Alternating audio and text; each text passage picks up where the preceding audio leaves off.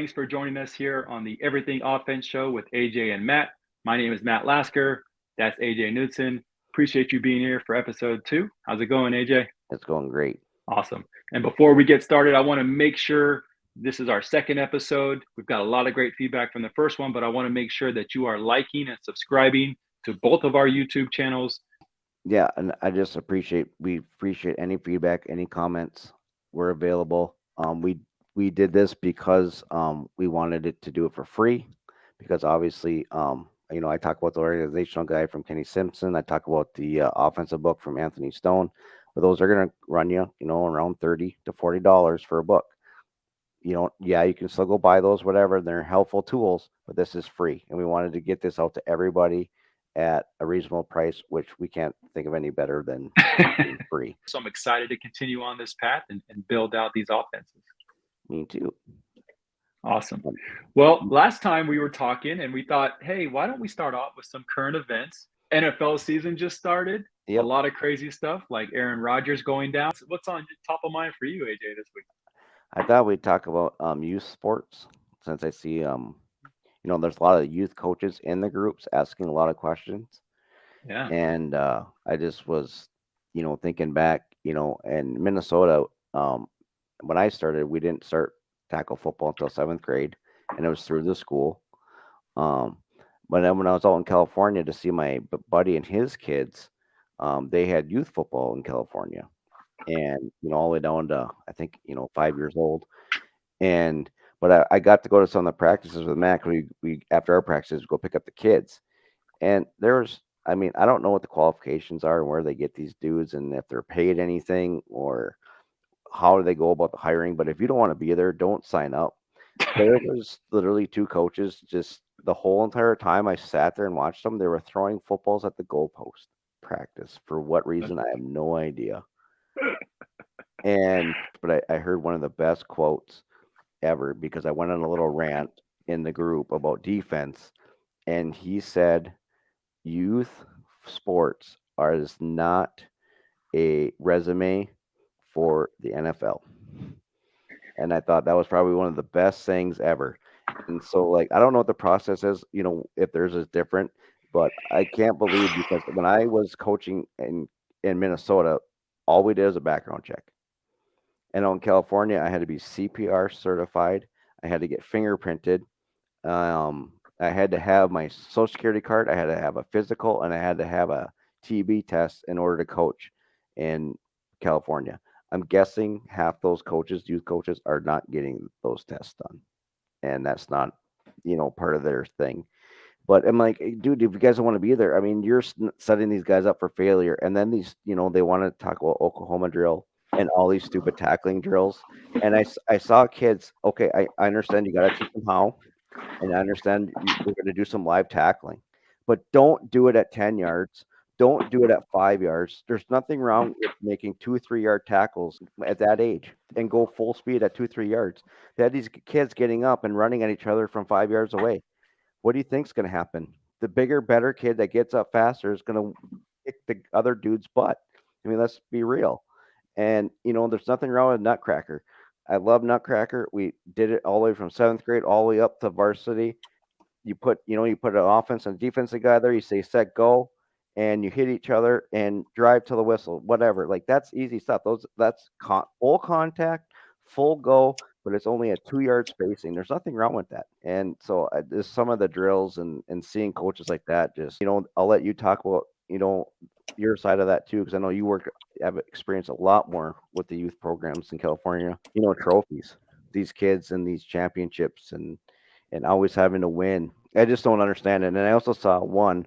The last one I'll share is I just saw one say his kid, who's I think 8 years old, and they were comparing the running back to Barry Sanders at 8 years old, when the linemen were literally standing there looking at each other saying, "Hey, you didn't block that guy." Hey, you could see, like, they were just standing there, and the running back was having to juke all these guys. And I saw another running back that the linemen literally put their hands on their knees and stood there. They tossed it to the running back, and he just basically just took off running from the sidelines and down 6 yards downfield. I'm like, great. So the whole thing that you just proved to your team is that this kid is faster than those 11 kids. Great job. Great job. Exactly. You ran a 60-yard run. Your lineman didn't touch anybody. You don't even have them in a real stance. Show me an NFL team that stands up and puts their hands on their knees and don't move. That is not a legit way of coaching football at any league. There's no excuse for it. Okay, I agree. let you take over. Yeah, no, and there's a lot there to unpack, AJ, and I can tell you're passionate about it, and I am sitting here breathing loudly, probably in the background, because this is the kind of stuff that when tackle football leaves the youth ranks, this is why. Okay, and it's coming, AJ. They've already tried to outlaw it and ban it. There was a petition 3 years ago, but they were trying to ban it and take it out of the parents' hands. And while we avoided it 3 years ago, it's going to come back. It is a hot button topic. They're going to take the opportunity out of our hands because you have coaches like this. Okay. I want to talk about a lot of the things you talked about, but the last thing you talked about was the tackling craziness. Okay. These Oklahoma drills, we all grew up doing them, right? And, you know, for the most part, we're all relatively fine. I can say that I had my share of concussions, and every time I like get mad, we always joke that it's my CTE kicking in. And then you see these darn videos on YouTube and social media where coaches are literally filming these 6, 7, 8-year-olds coming. They are putting them, just like you said, from, 10 yards apart, some of them without anyone in between. And they are celebrating and encouraging the big hits. Not where's your head, not where's your body position, not any of that. It's just like the big hits, hooping and hollering and jumping around like idiots. Yep. This is what is going to kill our game. And guys, I think it's already too late, to be honest. But what you can do is get your head on right now. And if you care about football, you will stop that shit. It's so unnecessary. Just like you said, you can get the same idea. Who are the dogs? Who's not a dog? If you're looking for dogs, you don't need to line people up 10 yards apart or more and see who falls, right? You don't need to do that. You can tell. If you get them 3 yards apart and you're just doing that shit, just get on boards and see who can win on the boards. Mm-hmm. That's all you need to do. Mm-hmm. But you can do Oklahoma from 5 yards apart. You can modify it. Like there's a million things you can do on all night. Now, the other thing that you mentioned that I think is another hot button topic is how the heck do we let some of these coaches influence kids? Like how? Okay, so I am in California, and yes, you listed about 10 things you have to do to get to be a coach here. It's not enough. And I know it sounds crazy. It is a hard youth sports is hard because it's all volunteers. Youth football is even harder because it's all volunteers and there's safety involved with it, right? There is actual safety measures that we need to take. So trust me, I've been the athletic director of a youth organization that has 6-year-olds through 14-year-olds going to high school. Okay. I've been working with athletic directors at the high school level. I've coached freshmen, JV, and varsity level people. Not a ton of high school, but a few years. Mostly I've been in youth. Guys, we have to do more. It is a problem where there's too many leagues. There's too many teams. If someone doesn't like the team they're on or their kid's getting shafted in their eyes, they're just going to go start their own team. Which that happens 10 times and all of a sudden they got their own league. And all we're doing is watering down these teams. We're watering down the coaching because at that point, now we need to scramble and find 10 more coaches per team. So I do think, and this is the last thing I'll say on this, I do think there needs to be a governing body over all of youth football, right? There's the YFL, there's Pop Warner, there's USA Football. We all and all of our leagues are attached to one of those. They all have different rules. Pop Warner, they don't go in 3-point stance anymore for their linemen. While USA Football, like we are, you can do whatever you want, right? I don't know what's right and wrong with those nuances of it. I don't really care. But somebody needs to be in charge, and somebody needs to really have some real checks and balances, more than watching a video and checking a box on a computer. Okay, now I'm a coach, and now I get to influence young men and women that are extremely vulnerable, right? Some of them are looking for father figures, and people, we've seen it with Sandusky and the rest of them. They know exactly who to target. They're looking for that specific kid. Okay, so Absolutely. There needs to be a higher bar, number one. At some point, this changed. If we could get kids to high school with blocking, tackling, maybe can catch a little bit, can read a hole as a running back, that was the goal, and that was good enough because Mhm. the high school is the one that will teach the nuanced behavior, right? Mhm. Now, you're talking to an air raid coach that coaches youth. So, you know, I, I believe that kids can do more than just those four basic things, Yeah. but we got to do it right. Yeah. And we have to have the right coaches and you have to have the right plans. And that's why we're here, right? AJ Yeah. is like, if you don't know, you didn't play at a college or you didn't get lucky enough to coach with other coaches that have been great and share these type of things that we're sharing, it Yes. sucks. And the whole reason I started the Air Raid webinar series was exactly that reason. I just wanted to give coaches like me Mhm. the chance to run something different. And I try to give them everything from just like we're doing now, practice plans, Yep. videos. So there's no more excuses. Yep. We can do the same thing with tackling. We can do the same thing with who we allow to coach, but somebody needs to put it in place. And I don't know how that works, but it's a real problem, AJ. And I appreciate you. And we're 15 minutes in now, but Yeah. this is a passionate topic for both of us, as you can tell. I just want to wrap it up with me saying it's nice in Minnesota, and maybe this is a route that the whole United States needs to look at. But seventh, all the way from seventh grade to 12th grade, it was all I was, and at my school, I was a Laker from seventh grade to 12th grade. We ran the same offense from seventh grade all the way to 12th grade. Our sophomores here can play a sophomore game, and they still adjust for varsity games. And in Yeah, I heard that California, if you before. bring up a sophomore, he can't go back down and play with his buddies, even if you need to fill him in for a game. And that's ridiculous. That's really handicapping the kids and their access to playing more football. Yeah, So, that's overly engineering that for sure. And I've heard that. I think that's so cool. In other places, I think I was talking to Joe Salas, and he was saying that like our backup quarterback, while we have a receiver that can come in emergencies during a game, hmm typically if it's literally during the week, and we can have a time to prepare, the backup quarterback's usually on JV getting reps. yeah, So that is exactly. so cool. And I Uh, think, but no, great. Absolutely. I love this icebreaker. Obviously, it's passion So, for both of us. And let's move on to everything offense. Here we go. What we got today, AJ? all right, click this. So, this is, I want to put my contact information out there for coaches. I want to reach out to me. Here's my, here's my telephone number, my email. And you can find my stuff on Gun Spread Option Football Group and the page. And then I do have my YouTube, and then of course I'm on Matt website too, whistle.com without the I. So we talked about, here's a little bit review. We got these, all these plays to put in over a 2-week period, 10 practices. So here's the way we break down. This is our first in our morning here. We're gonna meet in the morning before 8 o'clock. I always believed in walkthroughs. This is just either you go to the gym or you go outside. You walk through the plays, walk through the formations. We always did walkthroughs. My coaches were big fans of that. Then we're going to come out and we're going to do 15 minutes, probably 10 minutes of stretching and dynamics. And I just put a little category over here of some of the dynamic stuff. You can, make your list over here.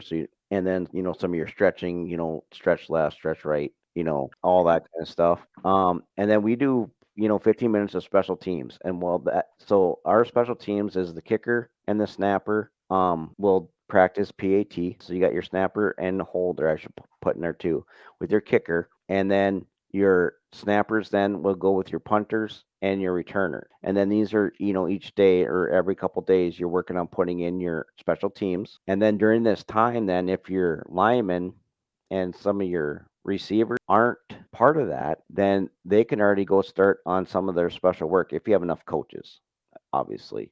They can already go start working on some indie time. And then, you got 15 minutes indie time. Basically, in California, we had 3 coaches. So the one coach, our head coach, that did the quarterbacks and the running backs. The other coach, the quarterback split between, or else he would just throw the passing tree, the Yep. right receivers, and I was the old line coach. And then obviously, you have more coaches. You just split up your groups more. Then we're gonna do inside run hall, and I have that. This is where we would film if we had a camera, and we would have it scripted. So when we're watching film, we know what we're running. With no pads, we did on veer drill with the quarterbacks and the running backs. And then if we were pads, then we'd add the linemen, and we would add a scout D and go pretty much live. The D would be holding pads for that period. 7-on-7 passing. Obviously, that's the quarterbacks running, wide receivers as your center, depending on if he's a senior or junior.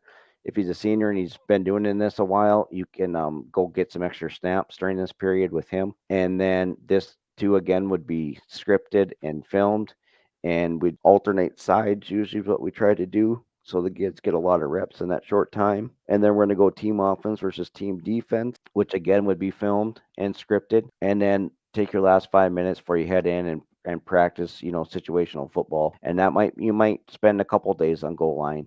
You might spend a couple days on 2-point plays. You might not have a 4-minute offense. That's fine. I was just putting some ideas down of some stuff you could do. Like for us, perfect plays, probably the first 3-4 practices with no pads. We're probably going to run perfect plays so we get some good conditioning in right off the bat. Got it. And this is a regular season practice, or is this install practice? This is install.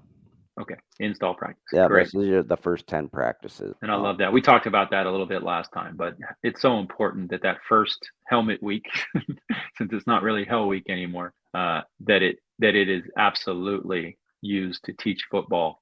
If you're just still doing straight conditioning only that first week, you're missing the boat. Well, yeah, you're missing a bunch of stuff. So then what I did for you coaches then is I just did what our run script would look like, and basically it just says run haul 1 through. We're gonna run 10 plays. We're gonna run it against a 4, and we're gonna run 10 midline, 11, and then 12 inside veer. Whatever. Put your run plays down. Run them left and right. You can switch to defense. You can put, if you want to switch to a 4-3 or do an on front halfway through, whatever you're gonna do. That way, when you go to watch film, you know exactly what you're looking for and who to block. So you don't have to try to remember. So that was that's a simple thing. Just put run plays 1 through 10, 15 plays, and then you're done, or you're gonna give the seconds a chance. However you're gonna do your rotation. Passing script here again, 10 plays. Put what plays you're gonna work on. Our tunnel screen, our quick screen. We're gonna work our 08 against cover 2. 96, which is our flood and goes, and then you can put a coverage in so your scout coaches know what coverages to put the defense in.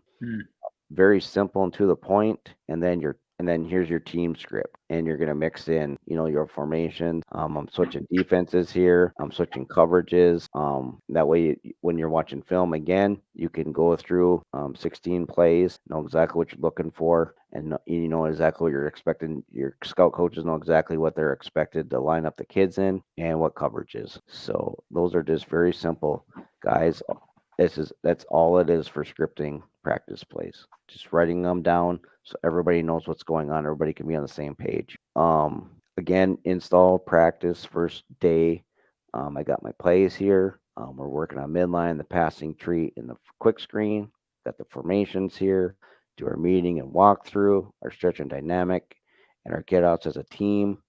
Anytime I broke down the quarterbacks and the running backs and W's, the quarterbacks and running backs are all together. They're going to work on their footwork, the alignment, the mesh, and the aiming point for midline, which changes between even and odd front for them. When your quarterback gets over with the wide receivers and the Y, they're going to work on their stances, their get-offs, passing tree, which is 0 through 9 for us, the quick screen, and stock blocking. Stock blocking will be done during run haul. So that's what's really nice about, and I'll go back to that real quick because that reminds me. O-line, very first day of practice, no pads now, remember. We're going to work on stances. First step, second step, do our stance and starts. 10-yard get-offs, we've been doing this since I was in 7th grade, and they still do it now before the game I just went to on Friday night. It's something we pride ourselves in. Head and shoulder placement, with no pads, you can walk through this. Doesn't have to be full speed. You can talk about your base blocks. Cut off linebacker drill is a great drill because they can just hold bags and they can get off the ball and cut those guys off. You can dip and rip without pads, no problem. Y and tackle, they can work on their kick out blocks a little bit. At the end of it, you can just call for your Ys to come over. Run haul with no pads would be veer drill, which would just be repping midline a bunch of times. 7-on-7, again, now you're going to break into the passing tree. You can set that up if you want to do one-on-ones or if you want to throw combos, whatever in your 7-on-7, just like we talked about. And then again, Timo. Um, I wanted to talk about this real quick. So the great thing is during indie time, everybody's in their groups. Now inside run hall, now it gives the wide receivers extra indie time because they're not needed over here. So now Love they're it. getting a full 30 minutes of indie time. Now your linemen are not needed for 7-on-7 passing, so now they're getting an extra 15 minutes. So every position is basically getting 30 minutes of indie time just the way we structure our practices, which is really great. Mm, So now the linemen, they've been working run here, run here. Now they got 15 minutes to work on pass blocking. I love it. Even though it's 20% of our offense, they got 15 minutes for 2 weeks straight of working on pass blocking. That's great. And one thing I want to just call out here is we talked about it a lot on the first episode. Organization, like you are so organized here to the minute. It's impressive and it's so important. But even more to even dig in a little deeper, you go back to your scripting of your passing. And I'm a passing coach, and we time practice to the second. I don't do this, and I need to. Like it would save me time to just have all the coaches have the scripts, and we can run through it a lot quicker. What I do now is a little inefficient. We don't have that many plays, so I feel like when I tell myself, "Oh, I don't have time," it's only 6 passing plays, just in different formations and in different ways. I don't need a script for that, but in reality, it should be done like this because you have the coverage. You could even put, I've seen some people put like where on the field, left hash mark, right hash mark, like all those things should be taken into account because you have time and practice to do it. And I love the level of detail that you have here. I just wanted to call that out as you keep going. Yeah, this is all taught to me. I have the original scripts. I emailed to myself if guys wanted them. This is something our coaches have been doing since 1990 together. So I mean, it's been a long time.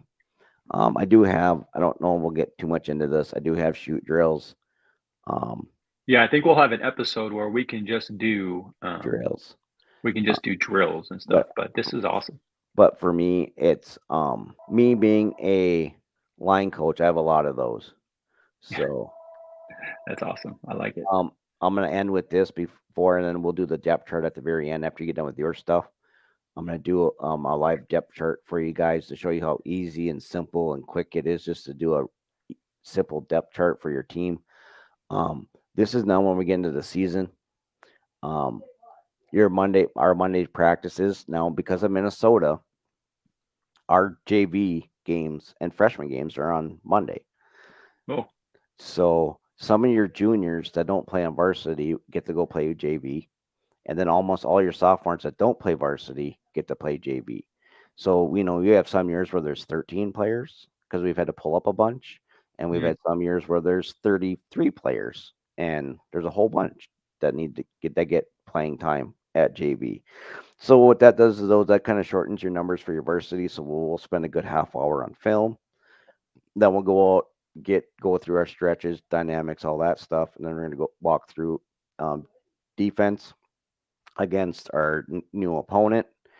And then we'll do scout offense. We'll run some of their top plays. Um, Probably do this helmet and shoulder pads for this, no full pads.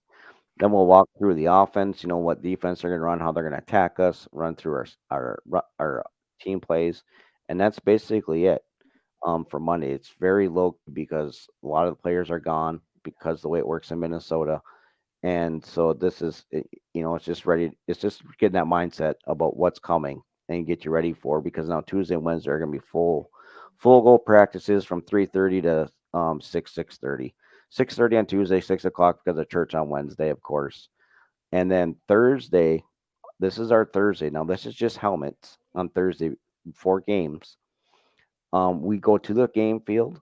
We do our normal game warm up. So whatever your warm up is before the game, we practice that, and then we're gonna run through all of our special teams versus a scout team. Just stay up high. We just tell them stay up high. Run through all that, and then we do our team defense, and we have 2 scout offenses, is rapid fire going for defense, and then we'll finish with our team offense versus our scout D. This literally probably, a lot of these practices are probably maybe an hour and a half to 2 hours only. I mean, they're very just bam, bam, bam, get through it. And then, do a gear check and then out. And then what I did here Friday night is I kind of took this out of Kenny Simpson's organizational guide. You really should have a list for Friday night, whether it's home or away, of stuff you need to be checking, and getting out to the field. Whether you have a camera, whether you make sure your headsets are charged, you got your water, you got, all that kind of stuff ahead of time. So you should have a checklist for Fridays for game nights. I am going to stop my share if you don't have anything to add on any of that. No, that stuff's all great. That's actually really cool, and I learned a lot right there. That's awesome. Okay, cool. So let me bring up my stuff. Where's the share? Here's the share. All right. So is it on the screen? Okay, cool. So here's our practice plan. But first, I want to just remind you about our install, because it kind of works off the install. So just notice on install day 1, and this is a 2-day install versus a typical 3-day install. But either way, it's the same concept, right? We install run game, one run game play for each of the days in camp, right? So day 1, counters our bread and butter, so we're installing counter. So when we get to the part that we're doing practice and you see run game noted inside run, that is only counter for that day, okay? And we are going to install quick game, fade out and stick. It's basically the same play, but they're just switching responsibilities. And we're going to do verts for drop back game. So again, during practice, on this practice, it's only those specific plays, and everything that we're doing blocking scheme wise, everything that we're doing with the receivers and their routes and their indie period have to do with the routes inside those specific concepts. Okay. So I just want to make that clear before I got into it too deeply. Okay. So I just want to show you real quick a template that I've made for coaches so they can just kind of plug and play their thing. So you won't see any specific names in here yet, but essentially you can see by the minute, we are pretty stringent about this. I have someone that just blows a horn. We only have a handful of coaches for youth, but I take the time to give one person because I will just keep teaching without thinking about the clock. So I need someone to blow the horn at the top of each of these segments, sessions. But we warm up. So if you can tell one other thing about this, is sort of color coded. Okay. So everything in blue, these guys are together. So quarterbacks, running backs, and receivers, we are a passing team heavily. So most of the time they have practice together. This O-line, not because we don't love them, guys. If I were to be a position coach, it'd probably be an O-line coach, because I think it's that important. And it is my first order of business every year when I start, thinking about my staff. Who's my O-line coach? Is my first job, especially in youth, where a lot of times you just get what you get as far as coaches go. Okay. Now you can see 75% of practice, they're pretty much doing their own thing. Okay. I should have put inside run blue, but either way, you can see that they get a lot of their time to just get themselves ready, because we have so much to do, and they are that important where we will assign a couple coaches. Okay. So as you can see, we go through it. Warming up for us, we don't do as much stretching. We run dynamic drills to warm up. A lot of you guys that follow me know, pat and go, settle and noose. Pat and go is like easy ups. A lot of people call them easy ups, just kind of fades, warming up the arm, warming up the legs for receivers. We do settle and noose, which we now call perfect drill. You'll see that below because it's 2023. You got to be careful. And then we'll get into our quick game play for the day, drop back game for the play, and our screen for the day, right? Again, it's just one of each, okay? And then we have routes on air, which is basically what you would call 7-on-7. And the linemen are doing inside pass there. I want to talk to you about that in a second. But at the end, for the last half hour, that's when we compete. right? And just like you're talking about team, it's basically team compete where we get in and we're doing any of those various things that you noted down, whether it's full speed, whether it's perfect plays, whether it's red zone. It's all about competition, guys. You know, in camp, it's tough without pads the first week to compete, but you get the right kids and the right formula going, and you get the right few kids that are trying to compete with everything they do, whether they have pads on or not. Guys, that's infectious. So I would encourage you to make it very competitive, however you can, even without pads on. Right? That's what we're doing out here. Okay. So inside pass, and I don't know if anyone calls it that, but obviously we all know what inside run is. Tackle to tackle, running backs, linebackers, and quarterbacks, right? And we're running our run play, or all of our run during the season. It turns into all of our run plays, which for us it's only 3 anyway. But today it's just counter, and so that's pretty standard for everybody. And just like you said, I'll have my backup quarterback and backup running back with me in this quick game install, while the other quarterback and running back are down there in inside run, and we'll switch halfway through these periods, just like you guys do, so they both get reps at both. But inside pass is just like the same thing as inside run, but I think it's vital, especially for young kids, because what we do is we'll call a pass play, and it'll be tackle to tackle, defensive line rushing. We'll be working blitz pickup with the running back and the linebackers, but really it's the quarterback that's taking the snap and just moving around in the pocket, right? Just getting used to the chaos of the pocket and getting used to the full speed. And he's not going to get hit. He's not going to get taken down for the most part, right? Unless someone goes a little nuts, which happens. But in general, like one of the biggest things in football that it's scary, it's counterintuitive when you have 20 other people around you smashing pads and being loud, and you're a kid, your natural instinct is to run out of there, right?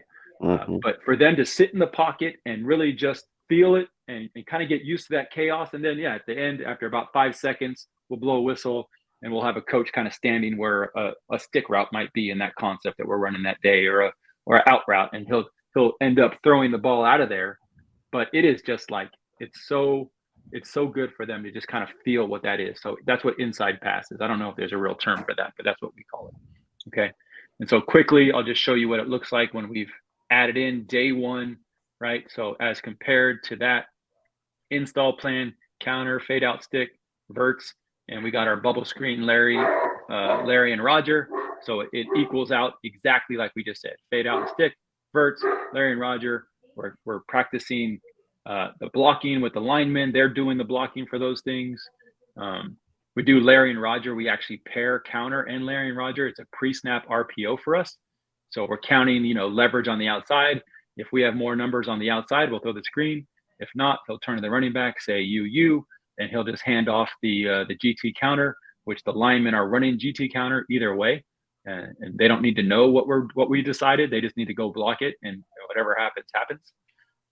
And then, like we said, we'll round it out with some team fade out, or some team quick game, some team drop back game, and then really get into competition live if we can, as live as possible to the end. Okay.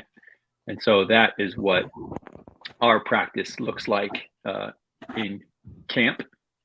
And I didn't really map out our script. Like I said, I don't script the team periods, but it's something that I'm going to take from you for sure, because I can be more efficient in those periods and probably get more out of practice that way as well. So that's what I got. Of course, like AJ said, it's all on playerbook.com. Our practice plans, the 2-day install, the 3-day install, the playbook. I did want to mention while we're talking here, you guys inspired me this last call, AJ, and we haven't even talked about this. If you see at the bottom of the screen, the youth, it says air raid / youth passing system. You guys inspired me, and I've been getting a lot of, I don't want to call it consulting because that makes it sound a little more official than it actually is. But, in our little youth, in our whistle community, we absolutely have coaches that are asking how to do certain things, especially at the lower levels. And I've done it so many times, and this is why AJ and I are on here together today, is because we feel like we could create systems to give to you guys that will help. Okay. And so instead of calling this air raid, because while it is air raid, it's based on air raid principles. This is just going to be, and you guys, I'm going to build it with you guys as we go through this series. It's the exact concepts, formations, and drills that you'll need from 9U all the way to JV at high school. I'm not going to say it will work at varsity. A 9U team through JV could take these principles, take these four passing plays and 2 screens, and then add in whatever run plays they want. They can plug this into any offense. I'm convinced. I just had someone had a conversation about the beast offense for 11-year-olds, and they were always beast until the last 2 years. And last year they picked up on the air raid system that we were running. They literally picked these exact same plays organically, and they're lighting it up right now. And I could tell you about 20 different people that have come to me this year. They run gun tee, they run flexbone, they run this and that. But all they were doing was these plays, and it's all based on these open grass reads. It's the same 3 open grass reads for our core plays. Quarterbacks aren't learning anything new. They're going through their progression deep to the hook to curl to the flats. The receivers are going to different receivers are going into these spaces, but that doesn't matter. We're reading the corner and the safety no matter what. So these you can attack easily with these same 3 core plays as far as quick game, and we're not going to call them quick game and drop back game. And then shallow encounter, if you're advanced and you're maybe in middle school, you can add these to it. And these are attacking the same 3 pieces of grass between them. So we've come up with a succinct way. I got this playbook. I'm working on this playbook for you guys where like literally every single play is in here that we would suggest. This is specifically just real succinct, 6 plays, plug it into any offense. You guys inspired me to do that. And so when you see youth passing system, that's what I'm talking about. And that's what we'll kind of talk about. There's a group forming in Playerbook.com as well to talk about those and the coaches that use it. But anyway, just wanted to tell you guys what that is all about when you see youth passing system. You guys are going to help me create that in real time as we talk to AJ and I talk every week.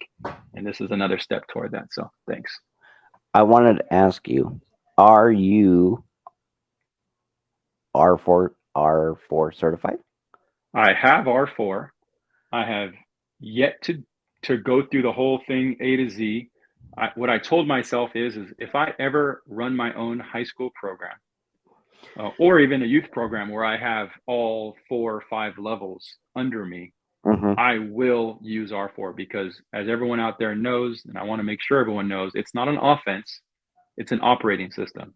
So it gives you the language to communicate with your coaches. You're all speaking the same language, whether you're talking about routes or you're talking about defense or offense. It's a way to kind of bring it all together. So you're all speaking the same language. You can run air raid through it. You can run pro style. It doesn't matter. But that was and I still haven't gotten to a point where I have like multiple teams under me directly. So I don't need to like have that language system built, but that's why I haven't yet. Have you done it? No, I was just wondering because my R4 guy that I talk to is Mike Terso. So he's the one I always ask to come on and do all my R4 seminars because I like to cater to everybody. And so even though I'm not R4, but I learn so much from him every time he comes on.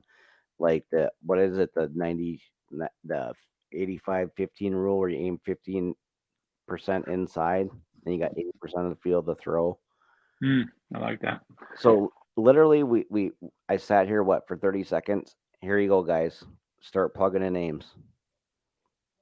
There's a depth chart with 5 spots, and that's literally how quick it takes. Now just start typing in names of your players. There's a depth chart, guys. That's all that you need to do. There's a template. Yeah, I think sometimes we overthink it as coaches, right? You see these guys in the NFL with these beautiful call sheets. Guys, Excel is free and it's little boxes. Like you can set it up however you want. You don't need to make it especially hard. You can print this, you can color code it, whatever you need. But it's that simple. And here's 1, 4 for kickoff. And then if I was really to do it, I would put, 1 yard outside the ball, 3 yards outside the ball, 5 yards outside the ball. Here's our bullet. Here's our contain. And we always had 3 separate units because you just never know who's going to do this, who's in, who's out, who's banged up that game. So you always want to have somebody ready. And so, yeah, there you go. There's a special teams one. Literally took me 15 seconds to type that up. You can literally print it like that and write the names in anytime you want. And I'm looking for that. Oh, and there you go. That's all. That's all the harder it is to make a depth chart. Doesn't have to look, like you said, doesn't have to look fancy. Doesn't have to be color coordinated or nothing. It's just so you know who's supposed to be on the field. When you say, "Hey, I need an L2," you can look down your list. Oh, there's my next L2, and start calling his name. That simple. Just a reminder. Love it. And that's one thing we maybe want to talk a little bit more. The next week too is the difference between a passing tree and a concept. And what Ooh, I like kind of that. looks like. Yeah. Because like I love sitting down and especially like when I learn from you, and it's funny because it makes me a better Madden player. Is when I learn R4 stuff and I learn actually how to read stick. And then it was simple too. Like even on Madden, I would motion. I'd send my back who's gonna block, and I would send him on a flare route. And now I got my sticks, and I got my 9 out, my stick, and a flare. So if they just want to sit and be stupid and cover everybody, I still got the flare out of the backfield. I never would have thought about that. But since doing Video. seminars and learning from you and learning from that, I've changed so much stuff, and I've just expanded. And so yeah, I mean, yeah, I rush for 300 yards a game usually, but it's nice sometimes when they shut down the run to be able to pass the ball. But and the games are really that realistic. And speaking of that, you have your new gaming system too for coaches to do that and players. Yeah, absolutely. So we, obviously based it on Madden style game, but this is a true mobile game. So, the kid doesn't have to have Xbox or PlayStation. He doesn't have to have a computer on his face Nope. to look at VR. And by the way, VR is not ready for the world yet. It's just basically a video game, but on your face, which is Yeah. ridiculous. What I really liked about it though, for me being a passing or a running coach and going on there as a as a coach, it helps me relate to my quarterbacks. Because I Hmm. usually don't care what they do as long as they make my read right. But also, to help them be better players, I want them to get their passing reads right. And so what I really liked is the first thing you do as a player is you go, and even for the run game helps too. You should always be getting up to the line and looking and seeing how many safeties they are. Exactly. And then for me, I was looking left and right to see if the cornerbacks were looking at me because I know if they're looking at me, it's zone, so then it's cover 3, and if they're not looking at me, it's probably cover 1. So just by locating one safety and then doing that, and then actually looking at the plays, and then you can make your read where pre-snap, then you look left, look right, quick, and where your 3 guys, like you said, you showed your diagram, where your 3 guys are gonna be. Then you could take it, and then you can actually read your play. So I really liked it. And no, I appreciate you bringing it up. We didn't plan on talking about it, but yeah, I mean, what the whole point of this system is so they can. It's not meant to be like uber realistic and you're in the game. Like, let's be realistic. This is a phone, but what you can do, just like you said, you can get on here and see how far back the corners are. You can see their Yep. body position. You can see how many safeties there are, if the middle of the field is open or closed. So whatever you value as a coach, you can accentuate that to your players. And if you see this next thing, so what we've given you is a chance to put a quick video on there. And on this is what I talked about. This is me just saying, reminding the quarterbacks for 10 seconds before the virtual rep. Here's what we're looking at. If we're outnumbered outside, we're going to hand it off for GT counter. And Okay. if we have the numbers outside, we're going to throw the bubble screen. Okay. So that's me talking to them before the rep. Now they get their pre-snap keys that as a coach, you might value. So for me, I asked them if the cornerback is hard or soft, and I asked them what coverage it is, right? And so they're Mhm. looking around and they're telling me all the answers, and we're scoring them. And now they're going to run the play. We have 2-on-2 on the outside. So we're going to run GT counter. There's the lineman, and we're going to pass it to the running back. This is not optimized for running, but Correct. essentially, you can tell as a coach in my pre-snap RPO, did he get it right? Is he understanding what I'm asking? Is he understanding what it means if the cornerback is hard or soft? Is he understanding these things, right? And that is the value of this, is not that it's uber realistic, but you are making this kid think over and over and over from his couch or on the shitter what it on Y corner, my progression on mesh right here, my progression is out mesh shoot. What do I got to look at? Okay, I gotta look at that cornerback. So in his mind, he's going through this checklist while he's at home. And so when he gets to the field, after you've done this multiple times, when he's on the field, now it's magic because he's already he's remembering what the keys are, right? So anyway, not to go off on it too much, I appreciate you bringing it up, but that's the whole point of this. My head coach would always preach to us, when you're laying in bed at night before you fall asleep, visualize 23 inside veer, where your aiming point is, where your cut is, who's blocking who. Well, here, this is way better than sitting in your bed, closing your eyes and picturing the plays, because you got, you know what I mean? It's not like not like it's so hard and so complicated, but it's great mental reps with not having just to sit there and close your eyes and visually you got visual bodies on the field to look at. Absolutely. And answer questions.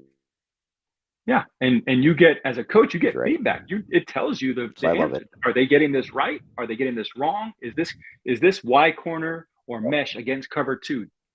You get a score for that. Now mesh against cover 3, for some reason they're not getting it. So now I can go to practice and be like, hey, what is the actual problem here? Because you're doing it right against cover 2. What don't you understand about cover 3? So it's just mental checks and balances, and that's why we're doing it. That's why we created it, and that's why we're so excited about it, because it's just, what coaches were doing in their day, and still to this day, they put little checkers on the kids' desks and they tell them to move it around.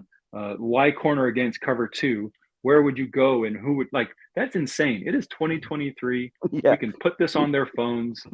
We don't need to do any of this, waste time inside when we could just be on the field outside. You can install your entire offense before camp, and you can keep this with your quarterbacks year round. So again, we're so old. We had the electric football fields. Exactly.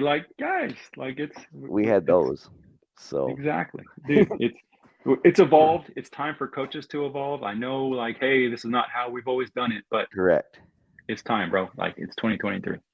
So next week, AJ, we're going to get into formations, and I'd love to get into deep, especially for us, which players in which position, the type of skill that a position would take. Our H is, Julian Edelman type. Our running back is down here. So we'll get into formations and skill sets within that. If we get to plays, great. If not, it'll just be another week for us to hang out, AJ. Yep. That sounds great. All right. Anything to say on the way out? No, just and another thing too, guys, we've been sharing it in the group. Go ahead and, give us a like, give us feedback, give us a comment, reach out to us anytime. I'm always, and the reason why we did this is, yes, there's books on this. We've talked about the books, but this is completely free. This is for the guys that just want to join us, watch us talk. Don't have to pick up a book. This is all free to you guys. Free help. Awesome.